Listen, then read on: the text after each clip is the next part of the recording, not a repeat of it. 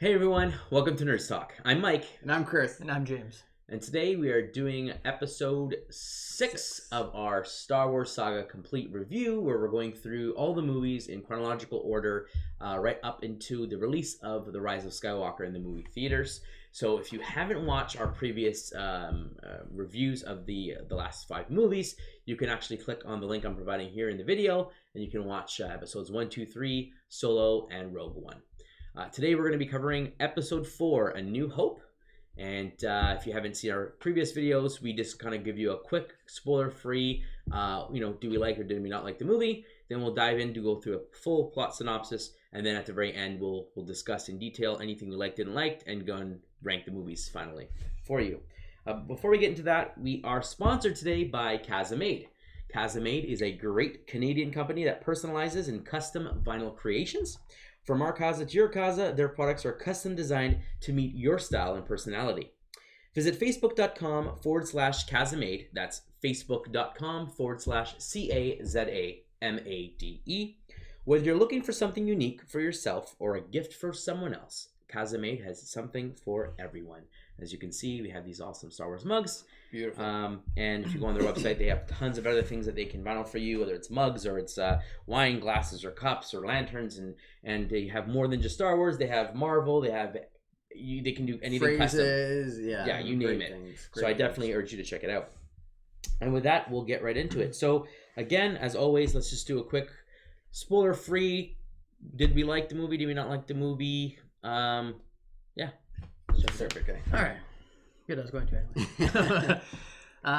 So I thought it was a great movie. I really enjoyed it. This was the first one I've ever watched of Star Wars. This is the first one that got me into the Star Wars universe.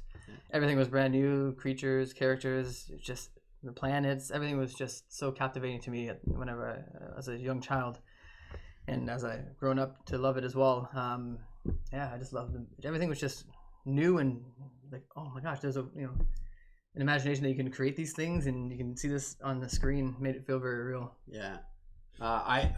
This is the beginning, the first one that they created. Yeah. I remember I was younger. I had my appendix out. I was stuck in bed for a while, and my parents were like, "Well, why don't you watch this set of movies? It's called Star Wars. You like science fiction. You like all the space stuff, and good imagination. Pop it on." I couldn't stop. I was like, just play it again, play 4, 5, 6, all those things. So just dragged you in right away. Just the different the graphics, the story, the characters, it really dragged you in and like made you love them right off the hop, and you invested in it. So I loved it. Yeah. This is the first Star Wars movie that I saw, and I was really young when I saw it. It was on VHS at home at my cousin's house. And my aunt was really, really big into Star Wars, which I didn't know until I was older, that it was her movie. I thought it was my cousin's movie. And so, he had a stuffed Chewbacca toy. Didn't know what it was. My cousin knew the name, and that's all we knew. So to put it on, and we were watching it in their bunk beds. And I remember as a kid being drawn to it, but also not understanding what was going on. I think I was like 3 or 4. I was really young. And I remember stormtroopers. I remember Darth Vader, and I remember Chewbacca, and then I remember falling asleep. That's all I remember of watching it. It wasn't until I was much older that I saw episode 1, and that really dragged me in, and then I rewatched episode 4, 5, 6, and I was like, this is amazing. Yeah. But yeah, I do remember it definitely being very intriguing, very like, wow, what is this? This is like something I've never seen before, the aliens, the different atmosphere. Enjoyed the movie. Watching it again on Blu-ray with the added scenes and stuff, it still has that charm. I've watched it so many times, and yet I still watch it, and you still root for the hero, and you're still kind of like, what's going to, what's going to happen, but kind of like, are they going to make it? You're not going to make it. You still got that like, edge of your seat. Yeah. Great job. Great movie. I agree. Mm-hmm. Awesome. So I'll get into the plot. We'll go into it since we've done our quick overview. So the galaxy is in the midst of a civil war. Rebel spies have stolen the plans, which we just watched in Star Wars Story. Of the Galactic Empire's Death Star, a colossal moon-sized space station capable of destroying entire planets.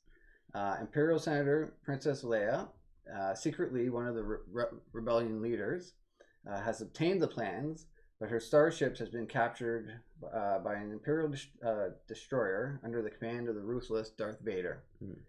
Before she is captured, though, Leia hides the plans in the memory of R2-D2, who, along with his friend C-3PO, flees in an escape pod to a desert planet called Tatooine.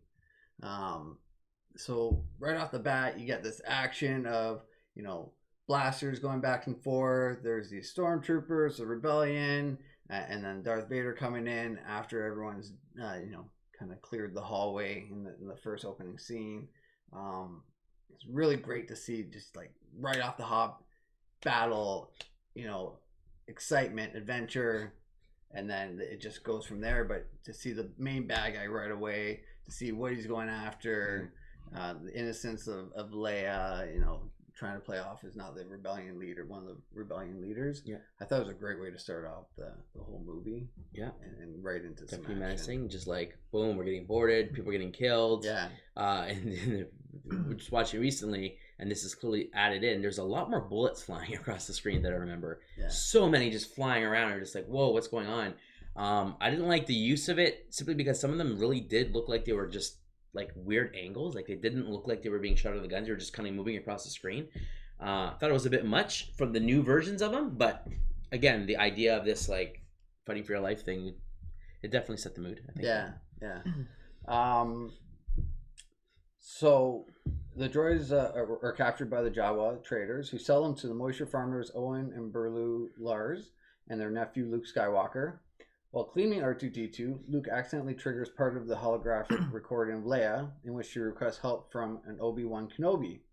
The next morning, Luke finds R2-D2 missing, and while searching for him, encounters old Ben Kenobi, an elderly hermit, being a friend of Luke's, who reveals himself as the Obi-Wan Kenobi that he's searching for.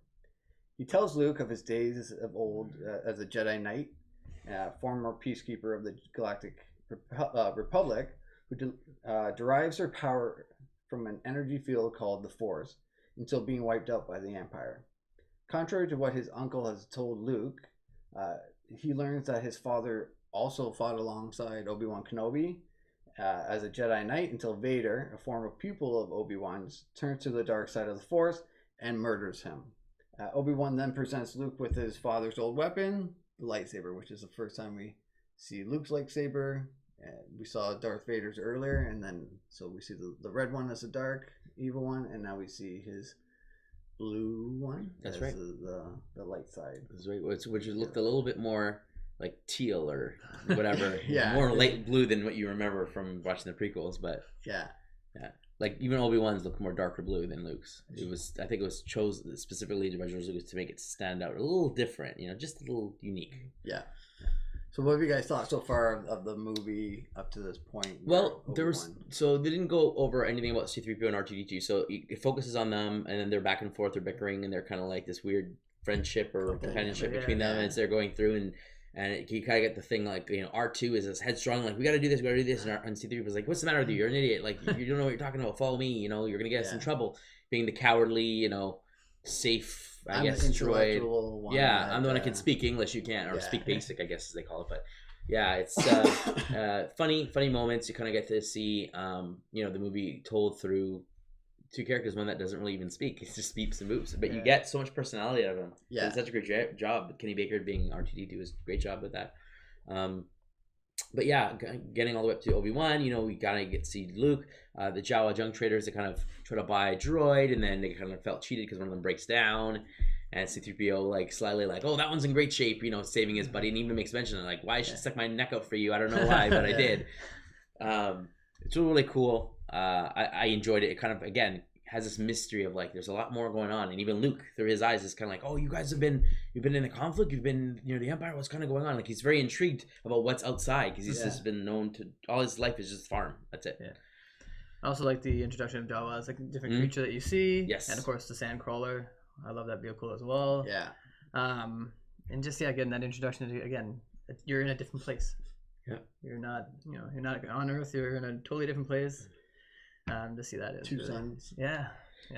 I thought it was funny that they had what do you call it? There was a certain point in the movie, and I'm trying to recall it now, just drawing a blank.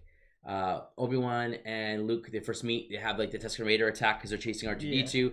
And in this version, he has some crazy scream. Did you notice that? Yeah. It's unbelievable. Like in the first one, I remember him having like this roar or whatever animal sound, but this one it literally sounds like a guy is going. Blah! Like I'm like, what the hell is that? Like, what do they do? Like they just changed the movie completely. It sounds ridiculous. It sounds ridiculous. Yeah, it does. But one of my favorite parts, and I have R2 here to show us, was when he reveals Leia's message, and Luke is kind of like, ooh, there's something kind of going on here. Let's see if R2 can do it for us. Hey R2, play message. Yeah, that was so awesome, and everything comes out, and you get to see it, and then it's just like, he says, oh yeah, this droid, it belongs to Obi-Wan. I don't remember owning a droid, and if you think back, he didn't ever own R2. No. R2 was Padme's droid, and then eventually, ends up being Anakin's best buddy. She kind of gives him to Anakin, like, he's my gift to you, and they were buddies, and they went on ships together and everything, and so if anything, he was owned by Anakin. He was never owned by Obi-Wan. So I thought that was very smart. A lot of people are like, oh, well, he says he never knew R2 and he clearly was with him, but he said he doesn't remember owning a droid. Yeah. And it's true. He didn't own him. Yeah. So that's pretty funny. So R2 plays Leia's message just like he did now for Obi-Wan, in which she begs him to take the Death Star plans to her home planet of Alderaan and give them to her father for analysis. Obi-Wan invites Luke to accompany him to Alderaan to learn the way of the Force, but Luke declines. He changes his mind, though, after discovering that the Imperial Stormtroopers have killed his aunt and uncle and destroyed their farm. Obi-Wan and Luke visit the cantina in Mos Eisley. Mos Eisley. After a brief confrontation, they meet smuggler Han Solo, who owes money to a local mobster, Jabba the Hutt, and his Wookiee co-pilot. After negotiating a price, Obi-Wan, Luke, R2, and C-3PO join forces aboard Han's ship, the Millennium Falcon. So, this is our first introduction to Han Solo. Yes, we do. And his best buddy, you got to see Chewie. Before that, though, you got to see the whole... These are not the droids you're looking for. Yes. So that's the first time that you get to see. So when he sees the Jawa Sandcrawler, and he's like, oh, these aren't Tusken Raiders, these are like stormtroopers. And he's like, well, if they found out who the droids were sold, they're leading me back home. And so then he runs back home, and you see the corpses in the Blu-ray. You see a lot more of the bodies, the bones there.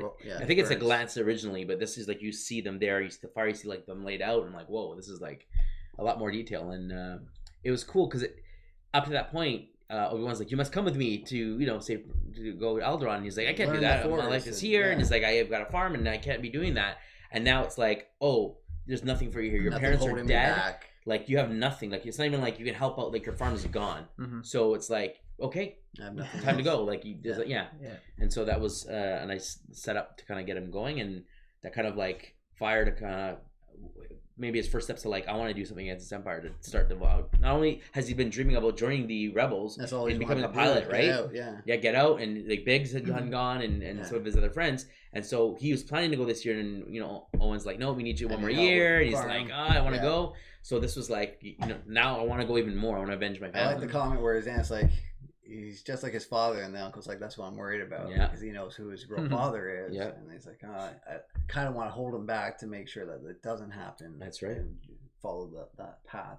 Absolutely. So we meet Han Solo at this cantina. Awesome. And you see the little confrontation at the bar with Obi-Wan, and he takes care of business real quick. Yes, that was pretty cool. Yeah, the droids, the first time you get to see him use the Force in the movie with the Jedi mind trick. That's right. Which was really cool. And Luke's kind of looking at him like, what's going on here? Like, I was looking at Luke's face, and he's just like, is this happening? And it's like, yep, like this is just a little bit of what we can do. Like, exactly. This is pretty cool. Yeah, I thought that was pretty cool. Han Solo's intro, awesome. So who shot first? Well, that's funny. That's funny because in the new version that I saw, it looked like they made it look like they both shot almost the exact same time now. Just like everyone shut up at the same time now. Now it doesn't matter. So they did change the footage to show. They did, because it used to be like you clearly see a shot of one and then a shot of the other, and obviously which shot they showed first is the one you assume that shot first, and then they changed it around because initially it was Han. And then George Lucas was like, no, Han would never shoot first. So then they changed it so it would look like a shot and Han moved, and then you see the other shot. Now it's like it's almost like a wider shot and just boom, and it just happens, and Greedo's dead. Greedo don't make it alive. One hit, the other missed. Yeah.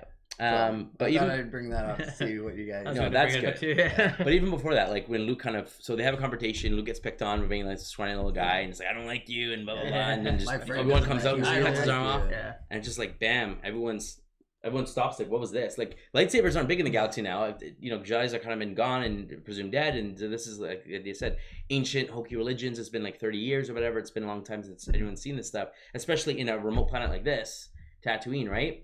So it's like everyone's like, what's going on? And no one just like, okay, back to your drinks. And then right? Whatever. Like nothing happened. nothing happened. The guy's got his arm cut off, got blood, he's screaming. It's like, don't pick on my friend here. Yeah. And then when they sit down to go speak with Han, because they speak to Chewbacca, and Chewbacca brings him over to Han. Luke's like who's this smart ass guy? Like I don't like this guy at all. I can Like, pilot. yeah. Just He's give like, me a what? ship. What was it like? 12,000, whatever the price was. He's like, what? He's like, we can buy our own ship. He's like, yeah. Who's gonna fly it? You? He's like, yeah. You bet I will. I'm a better pilot. They just didn't get along. They're like, I hate you. Yeah. And throughout the movie, their relationship is kind of interesting, where they kind of feel like buddies, but then they get angry at each other again. It's a very unique thing. Well, they're battling over a girl that they shouldn't be battling over. Yes, but it is what it is. Yeah. But I mean, it's funny. So I thought it was great introduction to him, and him presenting himself as that wise, cracking, smart guy. Like Yeah. I like You it. get to see He's the full of Millennium himself. Falcon as well. Yes. Yeah, and we got some new scenes for that too. So let's see. Did you want to talk about that with the Jabba the Hutt? And... Yeah, let's talk about that because I was trying to see if it comes Yeah. up. So after the but- Greedo shot, then after Obi-Wan and Luke is like, meet me at docking bay, blah blah blah. And so they head out, and then you see some guy, I can't remember his name now, beep beep beep beep, whatever, telling the Empire, Yeah. you're right here. And before that happens, Han is having a conversation because he gets to the ship first Yeah. to kind of get everything ready, and Jabba's waiting for him there. with Boba Fett. Yep. Yeah. And you see Boba Fett for the first That time. awkward stepping over his tail. And he's talking to him, and he's like, you owe me money, and this and this, and he's all like, Han, my buddy, how's it going? As opposed to like when you look at what was a Han Solo Star Wars story, and you see like the Quinlan, what's his name, Quinlan Voss? I can't remember his name now.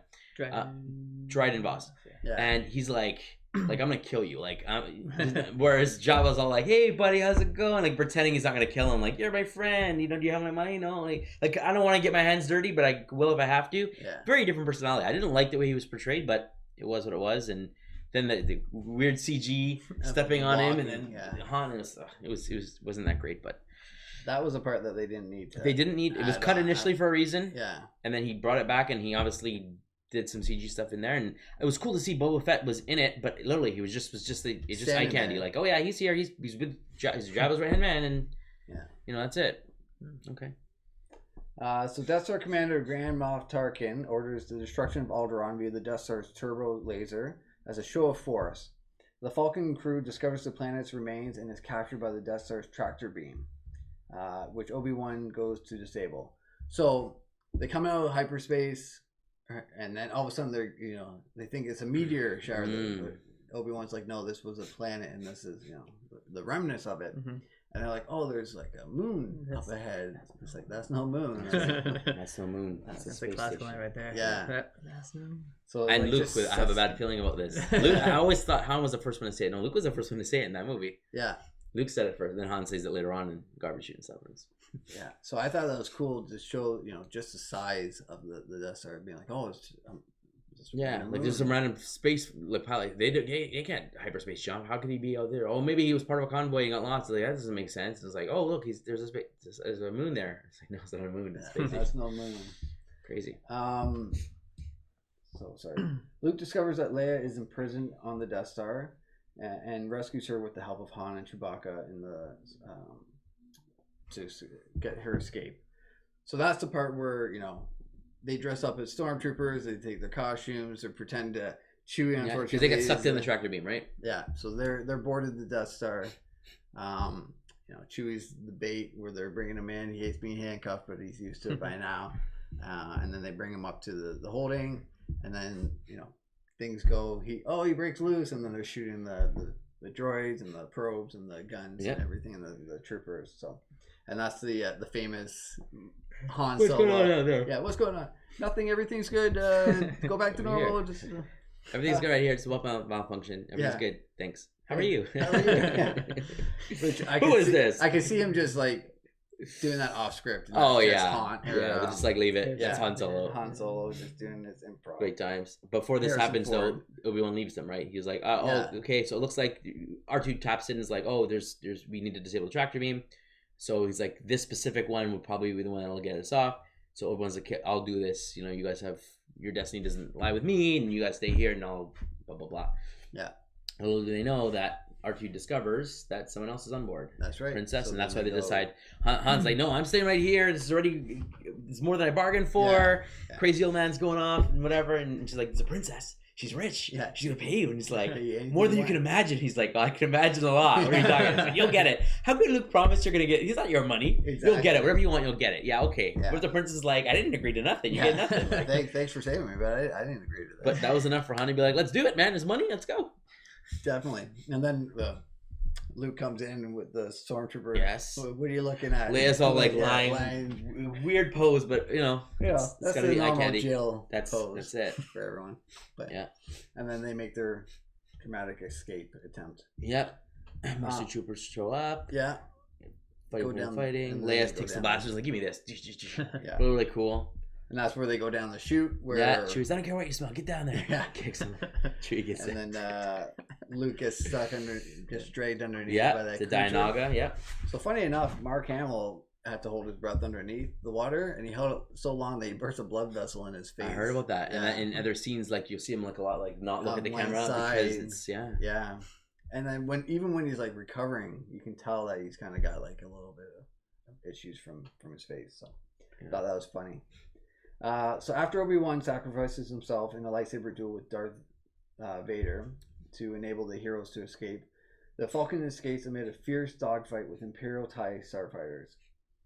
Using the tractor beacon placed aboard the Falcon, the Imperials follow the rebels to the hidden base of Yavin 4. That's right. So they try to torture Leia to get the location, and when they say, okay, we're going to blow up your home planet, she's like, fine, I'll tell you the location. It's Dantooine, which I was watching that, and I'm like, she said Dantooine, they're in Yavin 4, so I'm like, she gave them a fake message. Yeah. So even though her own planet was being held ransom, she's still not giving up the planet. She's like, Right. you find Dantooine. And she's like, okay, prepare us ready. And he's like, what do you mean I give you information? And he even says, Tarkin's like, Dantooine's too remote of a planet to make a successful demonstration. Like, I know that couldn't really be the base or whatever. Like, that doesn't make sense. But we'll demonstrate here, and then we'll make our way down there and check it out, like, kind of thing. Yeah. And then the tracking beacon showed them, nope, it's not Dantooine, it's Yavin 4. Yeah.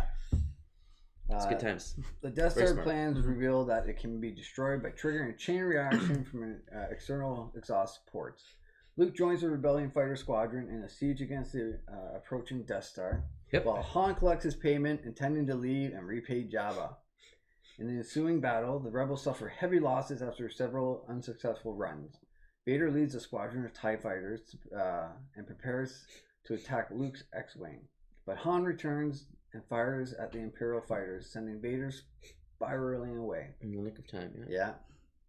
Yeah. Yahoo! That's it, man. Just shows up and Darth Vader. You got it. Vader just gets knocked. He's like, man, you idiot. Like, it was his pilot that Yeah, knocked him out. He's like, panicked "Dang it." and bam, and spun him out. So But- guided by Obi-Wan's spirit, Luke turns off his portion torpedo targeting computer and uses the Force to guide the torpedoes into the exposed exhaust port, destroying the Death Star just before it can fire on the Rebel base. The massive explosion kills numerous Imperials, including Tarkin. Oh, yeah. On Yavin 4, Leia rewards Luke and Han medals for their heroism. The only people that survived was Darth Vader. Every single Yeah. soldier on that thing was dead. Yeah. There's no other planes flying around because it was literally him and two fighters. Like, we'll go, like, I'll take care of it. And so they just came out. Yeah. And they got knocked out, blown up, and he went flying. Everyone else is dead. Exactly. So that's the first time we see Luke use the Force. Yeah. Very not trained at all. Just the small training of Well, hey, yeah, you could and argue that he was Falcon. blind. He was feeling the Force to block it and whatever. But yeah, you're right. Yeah. You're right. Yeah. So his first true test of using the Force, and just that they have Obi-Wan has always known him to be the new chosen one. Yep. And that's just naturally with his bloodline the way that it would be. Train him just a little bit enough to feel confident to help him guide his way through, Mm-hmm. which was very interesting. It kind of be like, oh, he could be the next, that chosen one. Or Yeah. gives you that glimpse into the future. Yep. I thought it was funny when they first arrive and Darth Vader's there and like, oh, we checked it, it's clean. And he's like, send scanners or whatever, blah, blah, blah. And then he's like, I feel a presence I haven't felt since. and he just walks away. Yeah. I was like, what was that about? Like, he doesn't finish the sentence. A presence I haven't felt since turn and walk, and everyone's just like, okay. Yeah. What is it, Vader? What? It's funny. It was a funny line. I agree. I always loved Obi-Wan Kenobi as a character. Alec Guinness. Yeah, I thought he did such a Sir fantastic job. Yeah, and it really drew me to that character as well.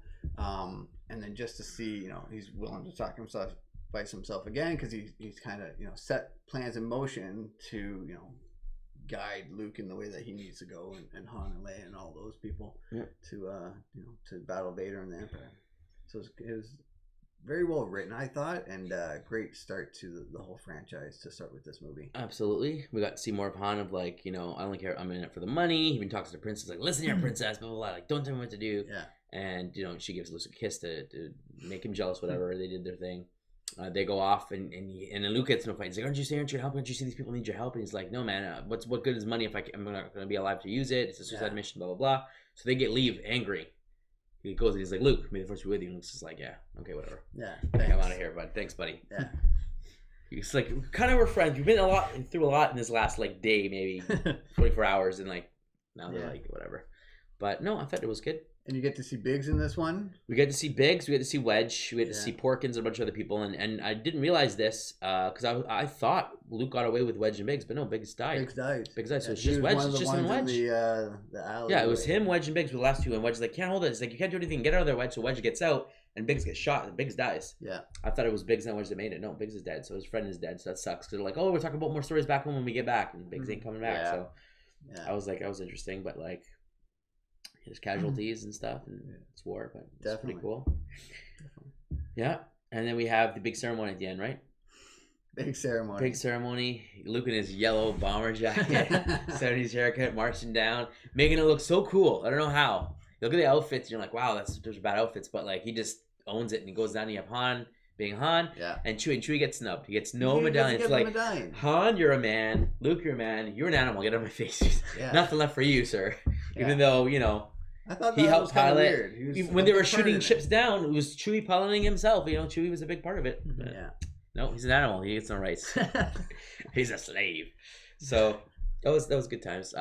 Overall, great ending. Yeah. It felt like, again, it was designed to be a trilogy, but he didn't think he would get another one, so it ended as in a great standalone story, which was why it was released as just Star Wars. Yeah. And it was great. I thought it was great. Not much more to say. Interesting characters, lots of aliens. Admiral Akbar, you get to see all sorts of weird people, and I thought it was good. Well, actually, I don't think Admiral was in this one. Not yet. No, it was Mon Mothma, right? Yeah. But, what do you guys think of the plot overall? I thought it was good. I thought it was straightforward. We have war. Princess is trying to steal plans. Sends it in a droid in a desperate effort. Like, go out of here. Like, get it away. We gotta go. Take it away from them. They crash land. They're just trying to find out how they can get off the planet and go take it to the rebel headquarters. That was their plan. They come across Jawas, get captured. Luke ends up buying them. C-3PO with some smart thing gets R2-D2. His goal is to find Obi-Wan Kenobi. R2 goes off to do that. Luke gets caught up into it. Death of his parents force him to go with him, and boom, now they're on this plan to save the princess. Essentially, that's him and Obi-Wan's plan. And I don't know, it makes sense. They need to find a pilot. They go find a pilot. Boom, boom, boom. Yeah. Pilot then goes. They, by accident, stumble across the Death Star, get sucked in. So it wasn't anything that they wanted to do. It just did it. Happens to be where they needed to go to find the princess. It all worked out. I thought it was pretty solid. Yeah. It's almost like the Force created it to be destiny. That's it. It was all predestined. I thought I really liked it. Yeah. The plot was good, solid. I don't have any issue with it. I also liked it. I thought it was good that they made it as a standalone movie because he wasn't sure if he would be able to get a sequel, prequel, anything, a trilogy. So he made it just to get this part of the story out. He had a hard choice, I'm sure, trying to figure out, do I start with 1 or do I go with 4? Because I think he always thought that there would be 3 trilogies in the series. I think he initially had plans for 9 movies. Actually, I think he had plans for 12, but the last 3 were not totally. Like actual written, like where he had plans for 7, 8, 9 from the get-go of like where Luke was supposed to be, whether he was going to follow the dark side or not. He had plans where it's 8, 9, 10, 11, 12 was something that he had written down, 11, 12, 10, 11, 12, but there was no like actual story. Yeah, nothing. He just knew that it was a possibility of kind of like bringing it forward, but So I thought it was great that he made this as a standalone beginning one. But then, if it worked out as it did, then he could, add on to it, go for it. And then if those worked out, you could do the bookends of his story, which was nice. He planned it out very strategically and wisely. And I think it obviously worked out for him very well. Yes. Yeah. And for us. Yeah. Overall, I thought it was great. We talked about plot, script. Yeah.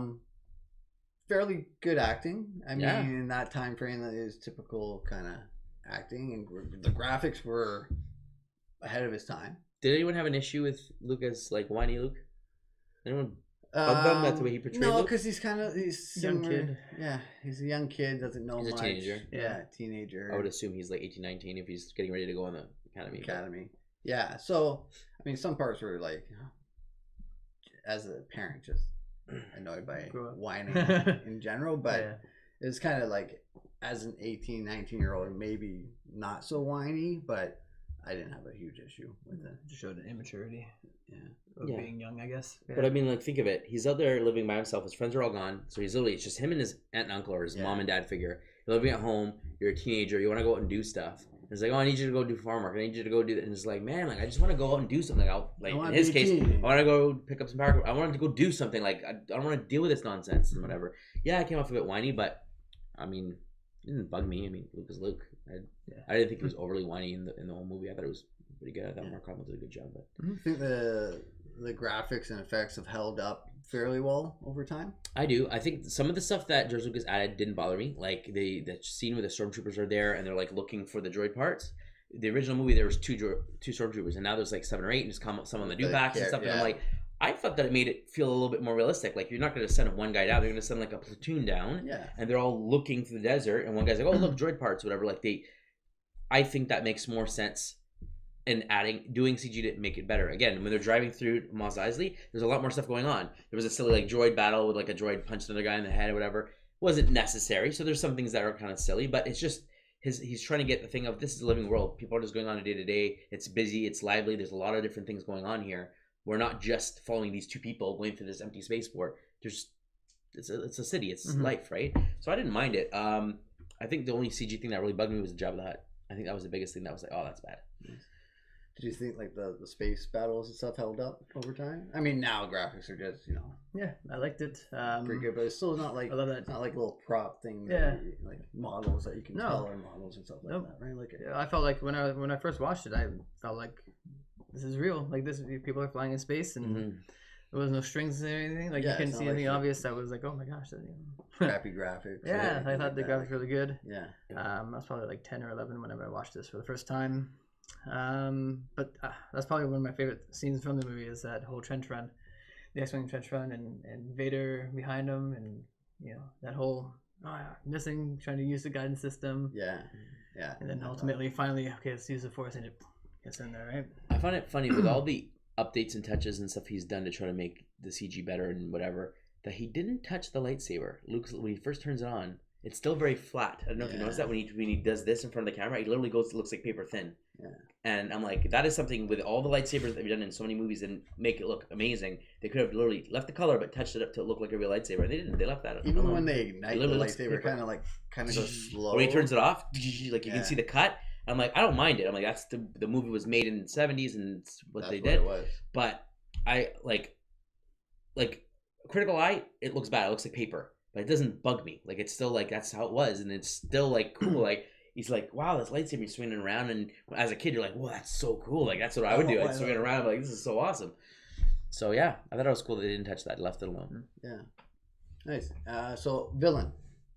Tarkin. No, I'd say Tarkin. Would you say? I'd say Tarkin was the main villain. I think Vader's more of a villain in Episode 5. Yeah, he's more Tarkin front was center. The puppet master of Vader in this movie, which was nice. It's kind of interesting to see. It's like, oh, Vader's controlled by someone. He tells Vader, "I'm gonna go get the stuff from Princess Leia. He's commanding the troops, fire and ready. We're gonna go do that." Like he's like the when he's choking one of the other Imperial guys. Yeah, he's like, Tarkin's release him. Enough. Yeah, Vader, release him. And he releases him because he's like under the control of Tarkin, who's I mean, he's under the Emperor, but he's like. Yeah, I think Tarkin knows because Tarkin. I was watching that, so during that scene, they make fun of like the Vader Hokey religions, blah blah blah. You think you're so big, and he's like, "Oh yeah, choke you," and everyone's like, "Oh crap." Tarkin's face when he was looking at him, his eyes were big, like, Vader, release him. Like he was a little scared about it. Like even Tarkin was taken aback. Like I don't think Tarkin's seen him use the Force before. So maybe they all kind of thought, yeah, you're this religious guy who believes in this stuff, whatever. No one's seen it. We only listen to you because you're the Emperor's right-hand man, but otherwise we couldn't care less. So, he's like, release him. He's like, as you wish. But Tarkin his eyes were like, whoa. Like, I noticed that. He was a little shocked at the power of Darth Vader. Nice. But even so, like, yeah, they had commands. We have ways of making her talk, and then Darth Vader goes in with the probe droid. Not Tarkin. He's saying Darth Vader to do his bidding, which is pretty cool because, like you said, he's the head of the Death Star, but I'm pretty sure Darth Vader, like, he felt like, oh, if I wanted to, I can take this guy out. Like, I didn't feel like sorry, Moff Tarkin. Yeah. It's just more ranking. Yes. I think he knew that he ranked under him as Tarkin being the commander of everything and the leader. But how did you find Tarkin as? I thought he was good. I thought he was menacing. I thought his plan to get, like, how he's going to come about getting the information, and then, like, Princess Leia giving faces like, okay, fine, I'm gonna blow up your planet, and just like, okay, I'll give you this information, and he's like, I'm too smart, like I know that's a decoy, I'm gonna blow your planet anyway. And I'm like, whoa, like that's cruel. Like I definitely felt like, oh, this is a bad, like Hitler, like he definitely gave me that Hitler vibe, being that human had, the ranking, he had like all the squares compared to like the other guys at the table, and just he definitely seemed menacing. You didn't see him fight. It was all like, again, political, very, he's a strategist, he's the head of the military there, but. Yeah, I mean, Darth Vader, great. He had a quick, small lightsaber scene, which could have been better, but it was what it was. Yeah. But I think, I'd say Tarkin did a good job. Yeah.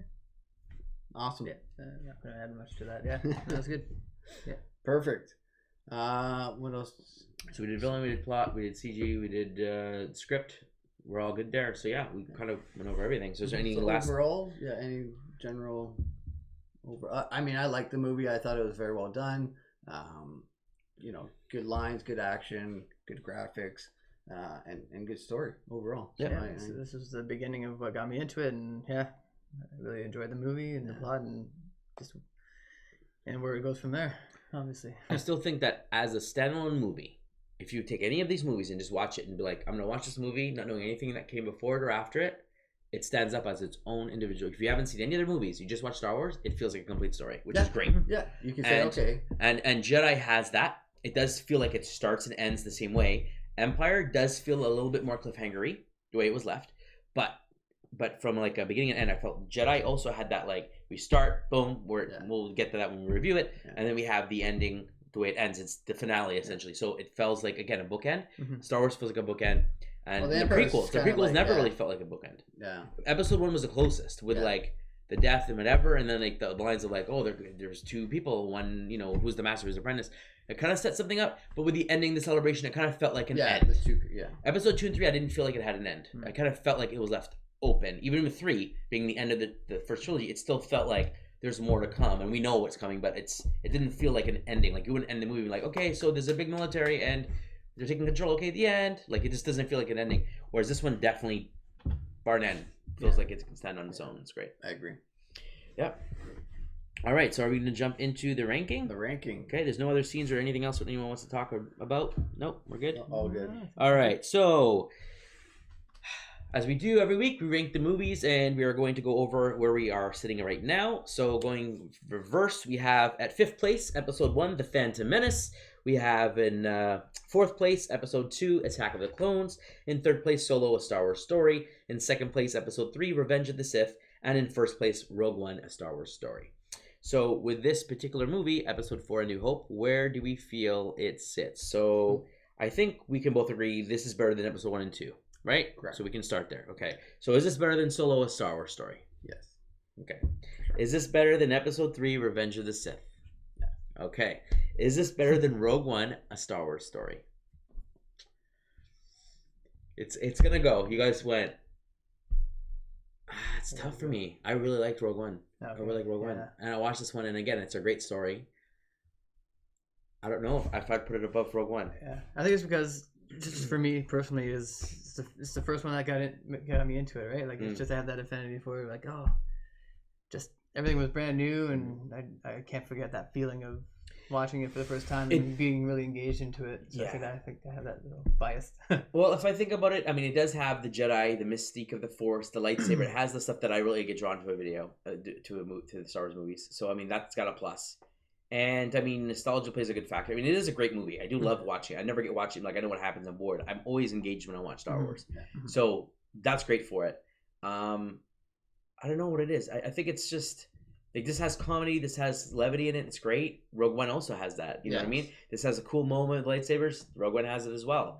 I thought you know what, I think the reason why Rogue One gets why I'm struggling is Rogue One, how it makes episode 4 better, it's done so smartly, it's written so tightly that, and especially in this day and age, that I'm like, it's such a great movie. Yeah. So for me, it's really hard. Mine was so very close, like, I would say 1A, 1B almost. Okay. But episode 4 just takes it a little bit further, just because I was drawn into the characters a bit more in episode 4 than I was in Rogue One, and then having them, survive and knowing that there could be more with them, and then just Rogue One was, they're done, they're gone, you're. Where there's more. Yeah, I'm like, oh, I can still root for them and like them, but these characters in Rogue One are gone, and I can't see them anymore or root for them anymore. Okay, I can say that either way, I'm happy. I'm happy with 4 at number 1. So even if I said no, it doesn't matter, majority rule, so it's gonna go to number 1. Yeah. But I'm like, it's very close for me. I'm happy either way. Yeah, I really liked Rogue One. Rogue One is a fantastic movie. It's hard when you get down to this. I can rewatch that over and over again, and I wouldn't have an issue. Just like watching episode 4, I can watch that over and over again. So it was very hard for me, but. Just being, a little bit of nostalgia as well, but the characters and just everything. Yeah. Okay, so won me over. Here we go. So our new ranking is officially at first place, Episode 4, A New Hope. Second place, Rogue One, A Star Wars Story. Third place, Episode 3, Revenge of the Sith. In fourth, we have Solo, A Star Wars Story. In fifth place, Episode 2, Attack of the Clones. And in sixth, Episode 1, The Phantom Menace. And so that is our official Nerds Talk ranking based on majority vote. But let us know what you think. List your ranking below. List anything that you agree or disagree with our thoughts on Star Wars A New Hope in the comments below. If you'd like to suggest future movies or other topics you'd like us to cover on our channel, please send us an email at nerdstalkinfo@gmail.com. As well as if you'd like to reach us on social media to keep abreast of kind of what we're doing and what's coming up next, you can find us on Twitter and on Instagram at Talk Nerds. You can also reach us on Facebook at facebook.com/NerdsTalkCanada. Is there anything else you'd like to add? Well, I think we should see what R2D2 thinks about Darth Vader. Yeah. We can do that. We can do this. A fun thing there. While he's getting all booted up there. See who Matt, we're coming close. We're getting really fast towards the end now. We only got 4 more movies. Yeah. 4 more movies and we're done. And I can see that I'm really excited about this story coming to an end. I cannot wait. Really stoked. I am pumped for it, for sure. Yeah. The time of this recording, we're a couple months away, and we're really, really excited about kind of where we're going to land. Like a month, just over a month, maybe. And you guys think that we're going to end up anywhere near the top of this last movie? Do you think there's a possibility? I think there's a good possibility. So? If Endgame's any indication, it's very possible. And they're right, Disney. All right.